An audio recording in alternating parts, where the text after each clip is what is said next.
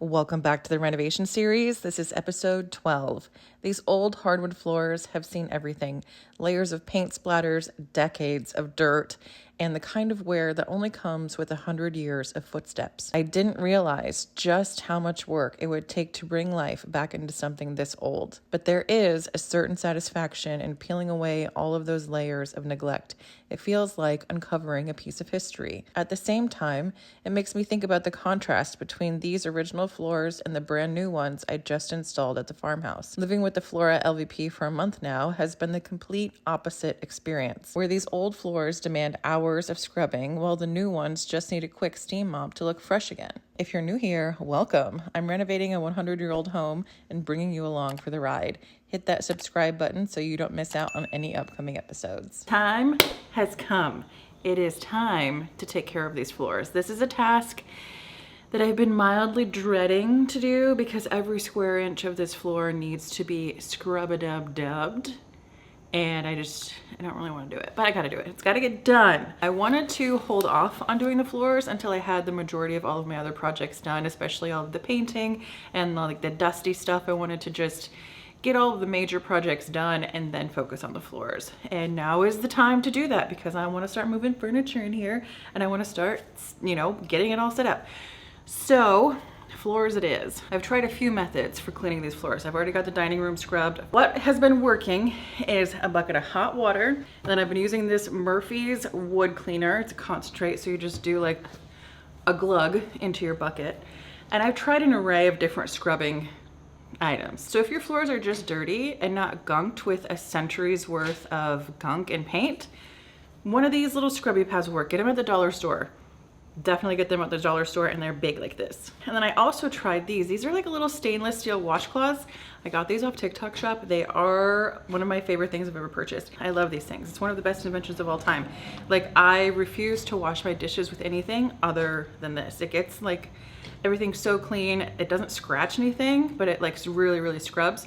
But this, unfortunately, does not work on the floors for the paint. So perfect for dishes, not perfect for my floor situation. So the only thing that's really been working for me is steel wool. This is the 000 extra fine.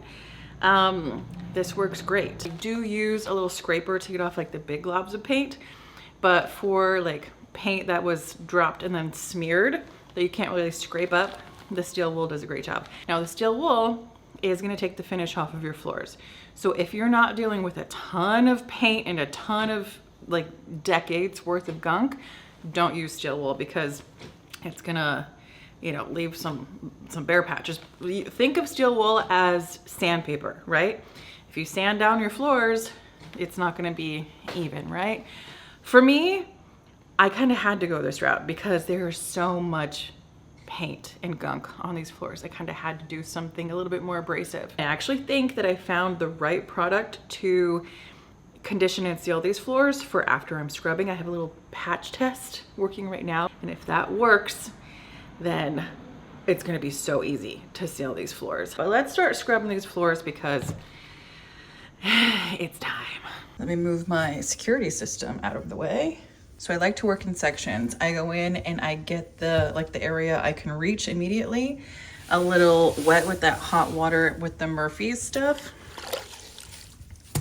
I also brought my steam mop over, and I found that if you go over the area with your steam mop, it can loosen up the gunk quite a bit. Not necessarily the paint, but like any sort of other gunk. Now here we go with our steel wool. I was just scrubbing this little area. I didn't even get all the way over to the stairs. It took me like an hour and a half. So this is gonna be a process, but that is okay. Look at this water, disgusting. You guys can see the difference. This is the dining room that I've already scrubbed clean. It looks pretty good. Now I'm moving into the hallway. You can literally see the line of grime and all of this paint on the floor. This is like decades of paint and repaint that was never cleaned up. This bedroom isn't too bad. It's just kind of lost its luster. We got to get all of this grime and paint up so we can condition these floors and give it a little bit of love and make them come back to life.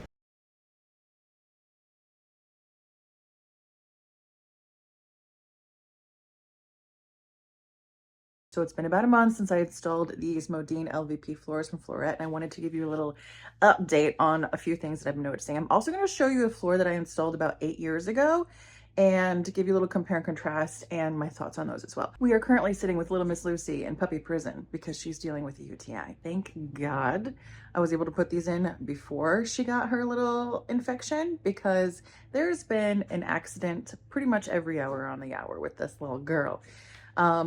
And if I hadn't installed these floors, there would be like a million pea spots on the ceiling downstairs, because we used to have those wide plank floors with like the big gap in between, and whatever spills would just go between the floors and come out in the ceiling. So thank God we've had these floors now. First things first, these things are so stinking easy to clean, like so easy to clean.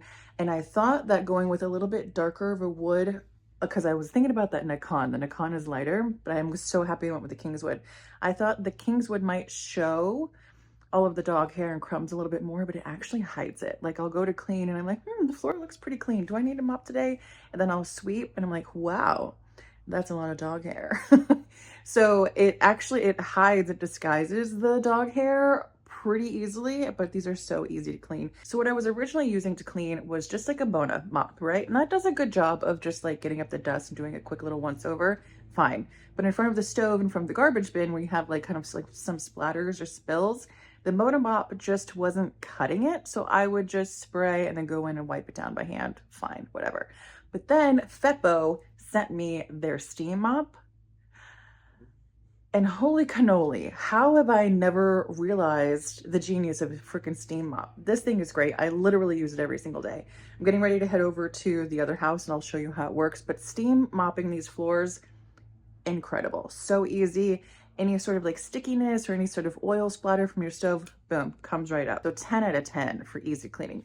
Definitely scratch resistant. Jackson gets zoomies and he likes to run around the kitchen island. And I haven't noticed any scratch. I did notice one scuff because I'm not fully done renovating this like weird closet area. And I scooched across a piece of plywood. Like you're not supposed to scooch plywood across any sort of floors, but I did. And it scuffed, but I was able to like buff it out and it's fine. Like it's gone. It didn't like dig in, it didn't scratch it, scuffed it, but I buffed it out and it was fine. So definitely scratch resistant. Nothing's gonna be scratch proof, but scratch resistant for sure. Sorry about the mowers, man. They're literally mowing on each side of me. Sorry. One of my favorite things about these floors is that I decided to go with the micro bevel instead of the enhanced bevel. The micro bevel makes the floors like seamless, and the enhanced bevel, you can just like see a little bit of more of the seam. And that's totally a design preference, but the micro bevel just makes this so much more cleaner. I am super happy with these floors, and we have finally a sleeping puppy. So I'm gonna lock her in here so she can't pee anywhere else. And I'm gonna go show you the floors downstairs. When I was first renovating this house, I was on like shoestring budget. I mean, I still kind of am. I went with the least expensive flooring that I could find that was still like matching the aesthetic that I wanted. So this is laminate. So this is a laminate flooring. It's been great so far. Can you see like between the seams, especially like the end seams where it's kind of like bowing up? That's from years of mopping. Can you see on this seam right here? That's kind of like bowed up a little bit. And there are some chips and scratches, especially in front of the sink where things get dropped. So laminate, you can see this like really thin top layer. Then underneath is MDF. So when MDF gets wet, it like really swells up. So from afar, it doesn't look terrible, but the seams are starting to come apart. I am definitely gonna have to replace this flooring here in the next couple of years.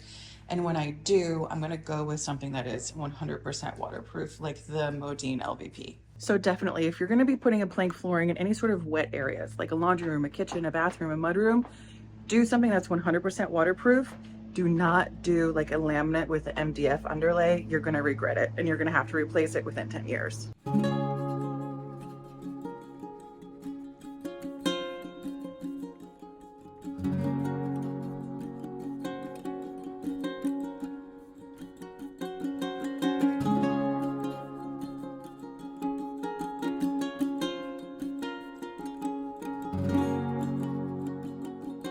So these floors have kind of lost their shine over the years, right? So see how shiny the floors look after they're steam mopped? I kind of want to figure out how to get this look. So I just need to figure out how to condition these floors so they can have a little bit of shine. You know what I mean? So I just wanted to show you real quick this steam mop. So you can use it as just a regular mop, which is what I've been using it for. Everything kind of comes apart. You can customize exactly what it is that you need. I just put the 2 extension poles in. This is the mop head, my mopping pad. And then this clips into the base and you just use it as a regular mop. And here's your water tank. You have all of these accessories that you can use. You can attach them right to the end of your base. This is a steamer, like a clothes steamer. You can snap this thingy on the front and it becomes a window. You can steam your windows and then squeegee. And then this is like an extension pole. You have 3 different kinds of brushes, a steel one, some nylon ones, a little round scrubby. You can go in and like steam clean the insides of your window sills. And then if you want, you can have like a little extension hose. So instead of like holding it like this, you put this onto the end. So this is just now sitting down. And then you plug this one on. Instead of holding the weight of the actual machine and doing your work, you can set the machine down, have this extension hose on, and then do your cleaning this way. This thing is great. So I got this Wayman's hardwood floor polish. I'm gonna test it out in this little area first before I do the whole floor. I'm pretty sure it's gonna be fine, but I do want to test it out on just like a little area. Narrowed my research down to the Minwax Hardwood Floor Reviver, the Wayman Hardwood Polish and Restore, and the Rejuvenate Wood Floor Restorer. All of these have great reviews. I chose the Wayman Floor Restorer because it has safer ingredients than the Minwax and it gives a more natural, low maintenance finish compared to the Rejuvenate. That looks great. Is it gonna stay this great? You can see the little square right here that I did as a test. Dude, this looks incredible. It's not dry, so I don't know what it's gonna look like when it's fully dry. But you see where there's like little lighter patches where I just scrub extra hard to get paint and gunk off the floor. It totally like masked that. I thought I was gonna have to go in and like color match and like touch up those little areas with a stain. I don't think I'm gonna have to do that. So since I thought I was gonna have to stain this, I picked up Minwax in Natural. He said that this is just very, very lightly pigmented. And then this is Verithane's Golden Oak. The Minwax Golden Oak look a little yellow, so I kind of thought I might have to do like a little mixerooski to create my own custom color. But I honestly don't think that I'm gonna have to do that. I think this polish is going to get rid of those lighter marks. Since I don't have like a Swiffer with like a clean rag, I'm just gonna use my steam mop, but not put it on the steam part. I'm gonna use this extra little pad that I can just throw in the washer after I'm done. All right, there we go. If you're gonna do this, just make sure it's not on steam. I'm literally just using this mop as like a Swiffer. We just squirt this on the floor in like a big zigzag pattern and just rub it in.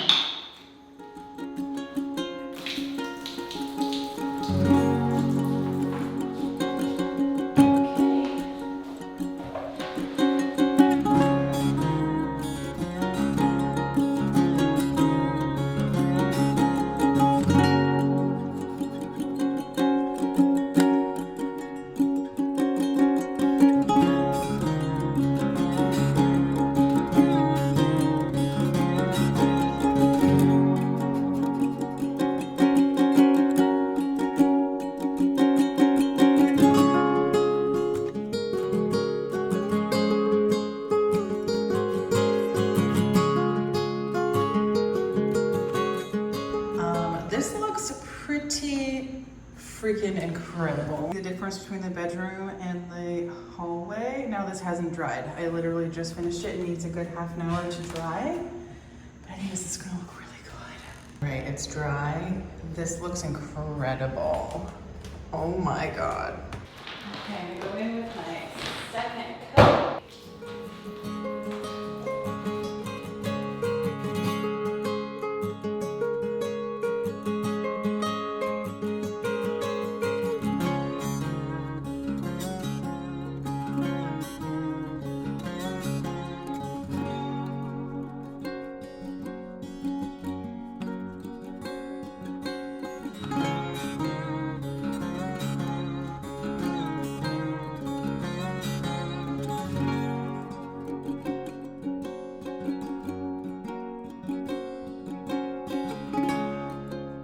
It looks so good.